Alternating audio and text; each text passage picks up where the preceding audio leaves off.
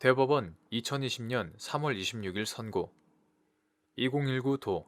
15994 판결 사건명 강제추행 판시사항 1. 강제추행죄에 포함되는 이른바 기습추행의 경우 추행행위와 동시에 저질러지는 폭행행위의 정도 추행의 의미 및 이에 해당하는지 판단하는 기준 판결 요지 1. 강제추행죄는 상대방에 대하여 폭행 또는 협박을 가하여 한 거를 곤란하게 한 뒤에 추행행위를 하는 경우뿐만 아니라 폭행행위 자체가 추행행위라고 인정되는 이른바 기습추행의 경우도 포함된다. 특히 기습추행의 경우 추행행위와 동시에 저질러지는 폭행행위는 반드시 상대방의 의사를 억압할 정도의 것임을 요하지 않고 상대방의 의사에 반하는 유형력의 행사가 있기만 하면 그 힘의 대소강약을 불문한다는 것이 일관된 판례의 입장이다. 이에 따라 대법원은 피해자의 옷 위로 엉덩이나 가슴을 쓰다듬는 행위, 피해자의 의사에 반하여 그 어깨를 주무르는 행위,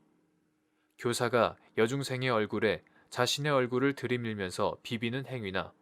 여중생의 귀를 쓸어 만지는 행위 등에 대하여 피해자의 의사에 반하는 유형력의 행사가 이루어져 기습추행에 해당한다고 판단한 바 있다. 나아가 추행은 객관적으로 일반인에게 성적 수치심이나 혐오감을 일으키게 하고 선량한 성적 도덕관념에 반하는 행위로서 피해자의 성적 자유를 침해하는 것으로 이에 해당하는지 여부는 피해자의 의사, 성별, 연령,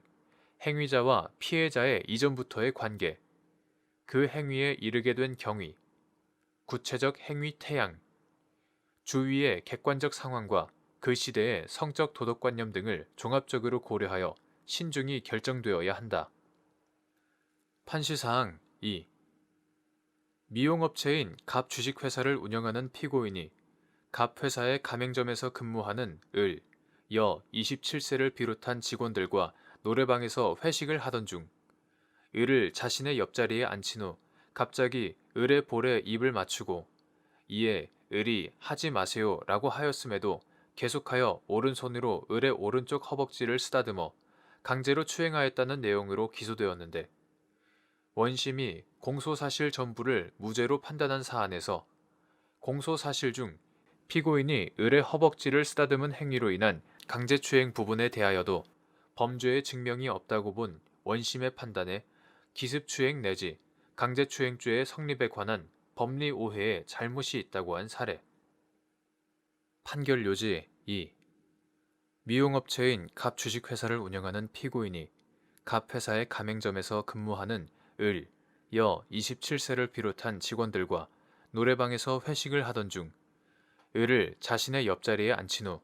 귓속말로 일하는 것 어렵지 않냐, 힘든 것 있으면 말하라고 하면서 갑자기 을의 볼에 입을 맞추고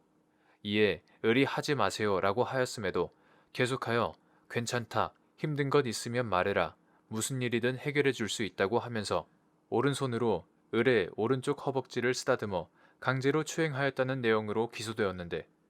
원심이 공소사실 전부를 무죄로 판단한 사안에서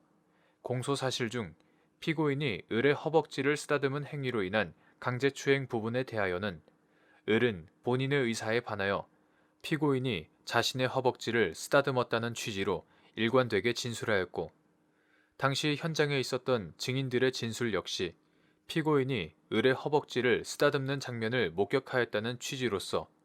을의 진술에 부합하는 점, 여성인 을이 성적 수치심이나 혐오감을 느낄 수 있는 부위인 허벅지를 쓰다듬은 행위는 을의 의사에 반하여 이루어진 것인 한